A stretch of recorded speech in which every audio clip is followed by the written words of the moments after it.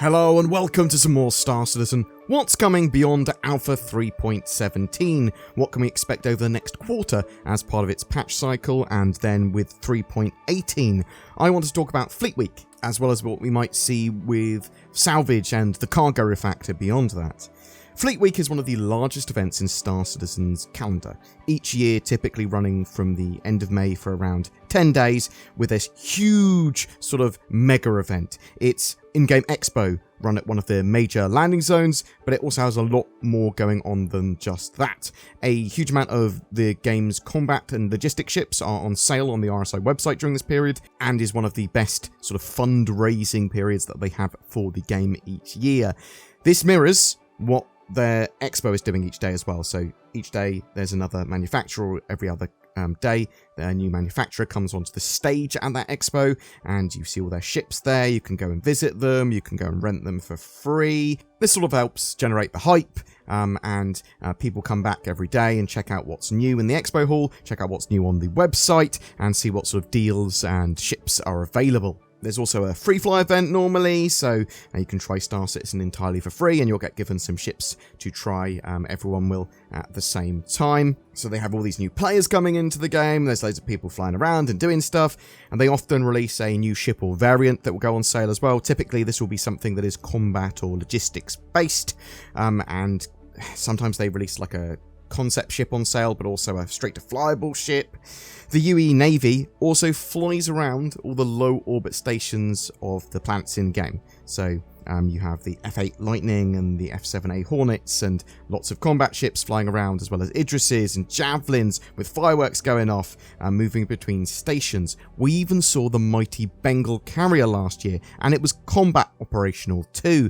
This is one of the biggest ships in game, and seeing it flying around was a real treat. You could even take a tour on the Javelin, so you could see the internals of the ship. There were a load of voice actors, and it felt like a living, breathing ship, but they were giving you a bit of a slice of life of what they were doing on this UE military destroyer, the Warhammer. There was a load to see. There were sort of turrets that you could mess around in, and again, this was moving around from the low orbit stations and docking with them. It is a really cool affair. So my excitement for this event comes as Cloud Imperium have improved it year on year. That's not a guarantee that they're going to be adding loads again this year, but I live in hope for this. It is incredibly hype. It has something for pretty much everyone, whether you're a backer of Star Citizen, whether you're just a tourist, and whether you've never played it before. You can just come along, jump in, play, participate in the free fly, see all the cool stuff, get involved. I look forward to Fleet Week much more than I do the Intergalactic Aerospace Expo, just because of how meaty Fleet Week is. In fact, even at the Expo, they have some limited ships like the F8 Lightning on show. Maybe we'll see something that isn't complete, but they've completed the externals of. They've done that with a variety of ships. We could see lots of different things, to be honest. And then there's the Holo Viewer, that they also sort of show ships that are in concept or white or grey box that aren't really ready to show properly, but they go, oh, look at it in its sort of shapeology, and it looks cool, doesn't it? It is important, however, that 3.17 is a stable, well-performing patch, because otherwise that could really hamper that event. And we've had previous years where it's not been great. There have been problems and bugs with the game, so let's hope that this year it is a solid performance from the patch, and the servers do well. We might see some updates to the referral program as well. Cloud Imperium like to incentivize new player signups around these events, and often there will be a little promo. I think we are going to see the biggest sale that Star Citizen has ever had, and it will probably be the biggest sort of May that we've had in-game sort of financially. I am expecting that Fleet Week will have its expo hall at New Babbage and Microtech again this year, as it's the most updated expo hall, and the planet tech there is the most advanced too. They're going to have a river there. They're going to it's pretty. It sort of makes sense. Showcase that new river. The clouds look good. The expo hall is massive and constantly works well. It's a pretty landing zone. That's not a confirmation that it's definitely going to be at New Babbage, but I do expect it to be. I am interested to know what you think we might see at this year's Fleet Week, and what combat ships and vehicles do you think make sense for Cloud Imperium to potentially add to the game? Any rumours that you've heard of? What would you like to see? Actually, that's a good point. At the end of Fleet Week, Drake take over a nearby hall, typically at a sort of spaceport, and they run their own defense con, as they're not really invited to Fleet Week because their ships are seen as, well, militias use them, but lots of outlaws use them, and mainly the rest of the ships are fighting against Drake, typically as pirates fly them around. It's possible we could see some cool new Drake ships there, like the Corsair, maybe shown off in some way, although I don't think it's going to be like flyable or anything, but they might show the externals off. But I live in hope. Alien Week. So Fleet Week doesn't really showcase anything alien, and around the 12th of June, so a little bit after Fleet Week, Cloud Imperium typically have Alien Week. Now, this is more of a celebration of alien ships and an alien ship sale. Nothing really much in game. Last year, they sort of went, here's the Gatak Rylan sale for concept. But there are typically a few community things to get involved with. This is true of Fleet Week 2, with a screenshot contest and various other competitions going on, and sometimes some very cool looking marketing videos. So, boom, you've got Alpha 3.17. Maybe you've also had a 3.17.1 patch that's come in with Fleet Week. That's come out as well. Bam. You've also had sort of Alien Week, Fleet Week, all that sort of jazz. The next major thing after that is Alpha 3.18, which is only just over 3 months away at time of recording, and it's a big one for a couple of reasons. Salvage gameplay and the cargo refactor. In fact, that's all that's currently on there for the patch at the moment. That's all that Cloud Imperium are currently revealing about the patch. Other bits have been moved off, other bits have been obscured, but salvage-wise, we have the Vulture with its ability to hull strip being added for 3.18. You'll also be able to hull strip by hand and repair using the same resource and multi-tool. Now, will the Vulture be able to do repairs as well as hull stripping? I don't know. I didn't think it was going to be able to, but maybe it will. We'll sort of have to wait and see. To what extent will repairs be necessary, and in which way will they help when done by hand and flying around? Like, are we going to need to maintain our ships? Is damage control going to be a thing? Will we start to see holes in the hull of ships which actually cause issues if we don't deal with them? Or is it just going to be sort of like a general, we can repair our ships and it sort of just repairs the general health of our ship in the same way if we landed at a station or landing zone and actually got repaired there? So that remains to be seen, as does exactly how salvage will work. Will it be all ships can be salvaged with 3.18? Or is it just going to be set salvage points like the asteroids for mining in 3.18? Will ships, when they explode or get wrecked or whatever, leave behind something that is salvageable? That'll be interesting to see what this first implementation is like. Will there be missions associated with this too? Now, certainly eventually, that's all going to be coming in. We're going to have much more advanced flashed out systems, but it's the first implementation that we're sort of discussing here because that's what we're getting for 3.18. I think you could expect something similar to mining and its UI with laser beams, but it's an important gameplay loop that will continue to evolve whatever. The cargo refactor is perhaps quite a bit more important. This refactor of the ship's cargo system will allow both found and purchased cargo to be picked up, moved around, and placed into the cargo grid of a ship. But this should also allow you to do a whole lot more with your cargo. This expands out gameplay so that, well, you can have pirates actually looting ships and having reasons to board ships rather than just blow them up. You're going to find derelicts and wrecks in space, and you're going to want to transfer all the cargo to them, and that might take a lot more time when there's a lot more cargo there. Now, there's a huge amount coming with cargo updates in the future, but what we're not sure about is exactly what is included in 3.18 and what is coming later. So, let's talk about the sort of expansions to cargo, what might be coming with 3.18, what might be coming later in no particular order, more cargo boxes and types of cargo. So if you want to carry fuel like in the Staff era, but at a smaller scale, or if you have certain types of cargo, they might be in canisters or they might be in different shaped boxes. There also needs to be a lot more boxes of different sizes too. So like those 32 SCU cargo containers that the Raft is supposed to be able to carry, the larger cargo containers that the Hull series is going to need to carry.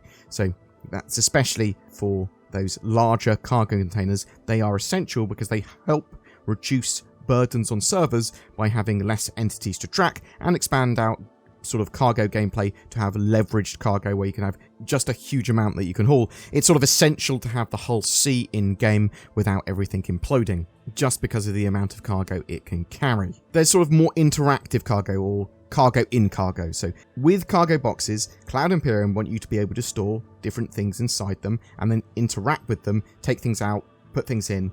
So the best case scenario, the sort of like, oh, this would be amazing, is that if we were literally able to have boxes that we could open up and take an item for by grabbing it and then immediately using it, pew, pew, pew, basically like a weapons rack. You'd have like weapons racks in boxes. Yeah, and then the system would detect what's in them and be able to store things in them, all that sort of jazz. That said, I think that weapons racks and armories provide all the function that we need for that, and Cloud Imperium could probably just get away with individual UIs for boxes and cargo. Yeah, so you can interact with a box, you can actually see what's in it, bam, but in the UI, and then move stuff between other areas, because then you have a lot more sort of functionality and less faff than, yeah, it's cool to be able to grab something immediately from a box, but you've got weapons racks specifically for that.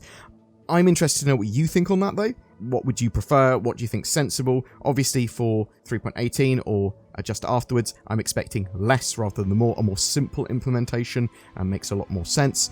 I'm going to talk about a unicorn. Ship or vehicle in-ship spawning. So this is kind of part of having expanded cargo, in my opinion. At least it seems that way to me. We've been waiting for the ability to attach or spawn a vehicle as part of our ship when we spawn them at landing zones for a while now. So we go, bam, I want to spawn my Garrick, and I want I want my vehicle in my Garrick, and I want my ship in my Garrick, just to have it there when I spawn. So this will be in game at some point. I'm thinking that's going to be sooner rather than later. I'm hoping that it's going to be in 3.18. We know that there is eventually going to be costs and timers associated with loading and unloading cargo at landing zones. This will be based on the facilities there, the manpower, exactly what you're loading and unloading, but this is going to really change the cargo meta, and, well, the economy should heavily change because of it. You're going to have large-scale cargo being moved from one area to another, and lots of opportunities for cargo because of that. Cargo decks should be getting a load more features, be that renting space and sort of just generally serving all your cargo-based needs and having cargo missions there.